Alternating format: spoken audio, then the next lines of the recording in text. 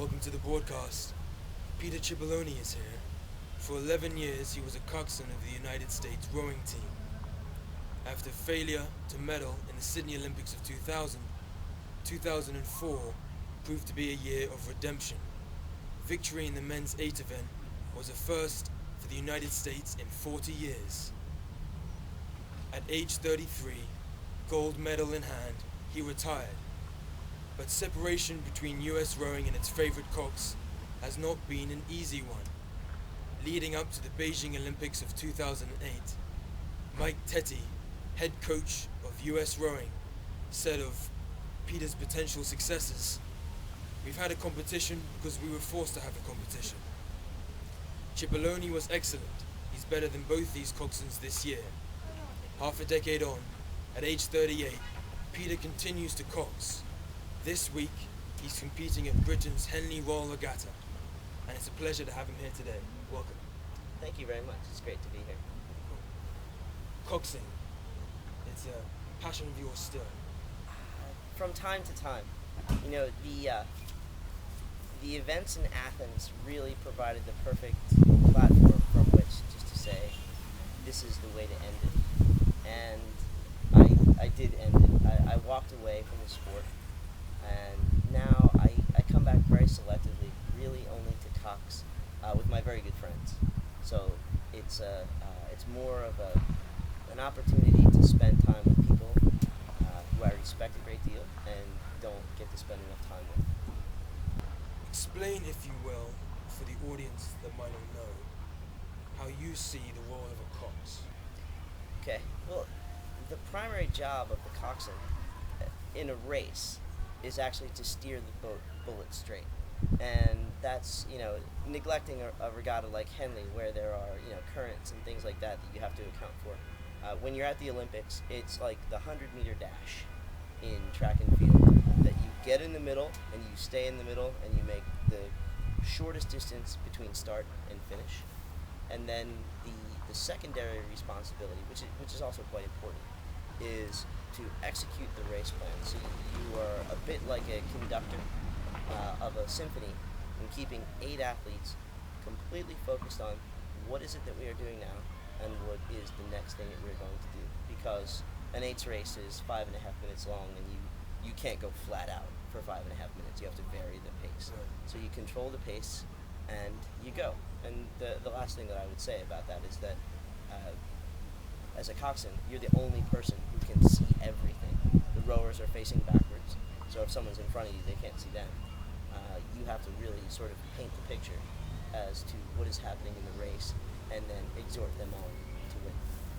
So that motivation factor, does that play a role too? It does, but it's really tertiary. I think that steering and execution of the plan, when you have a crew that is as well drilled as an Olympic crew is, it's really almost more like shifting gears in a race car. Right. And you just want to make sure that you don't grind the gears as you go. Yeah. But throughout the course of a season, you have a role too. What's that? It's an entirely different role, and it's primarily psychological, to keep people focused, keep people relaxed.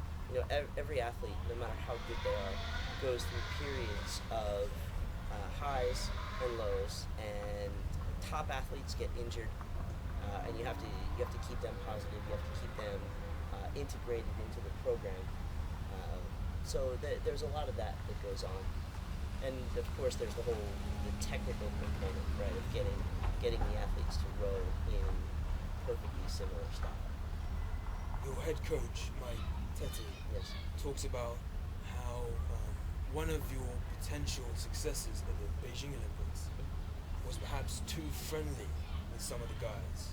Can you comment on that? Not specifically about that, but my philosophy about it was always that my job wasn't to be liked. My job was to make the boat go fast. Okay. So, that's what it comes down to. I think Are that those two things mutually exclusive?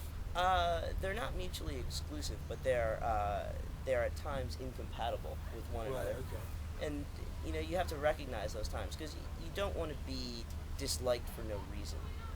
That doesn't lead to a sort of a harmonious outcome. But there are times when, ironically, the coaches don't like you, the athletes don't like you, but you are just sort of this person who is trying to be objective about what's going on, and I guess in some ways hold things together. But how does your role differ from perhaps a coach?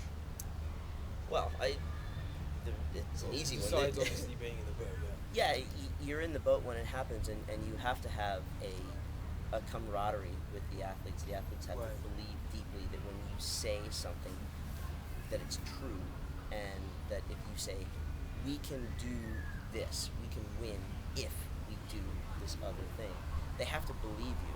Because if they don't believe you, they won't go. They're not going to be willing to put their own selves on the line. Rowing hurts. Rowing hurts a lot more than coxing does. So No doubt, yeah. Yeah. So you have to gain their confidence, and I suppose that's very much similar to the coach's role.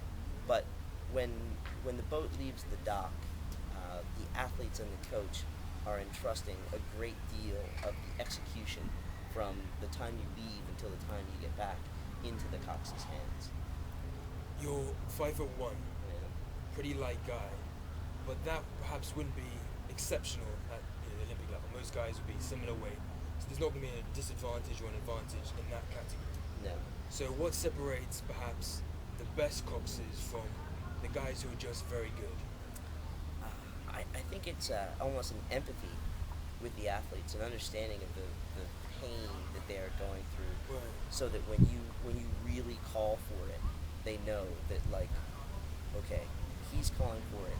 If I do it, this is going to have an impact, and it's that trust that you build with the athletes that makes a huge difference. And the result of that is that when unusual circumstances arise, and you say, hey, we have to do something unusual right now. Off the race plan. Maybe off the race plan, or maybe even before the race. Maybe it's in the warm-up. Right. They have absolute and complete trust that this is the right thing to do. Because you've built up a reputation and a trust level with those guys through your years coxing them. Or even just one-on-one, that when an athlete comes to you with a problem or comes to you with a question, that you return to that with integrity. That you give it the honest answer and the best effort that you have. In terms of performance in a race, I want to touch on your career later on, and there's an interesting situation where you guys were pretty successful in the World Championships leading up to Sydney, Yeah. and it didn't quite work out how you wanted.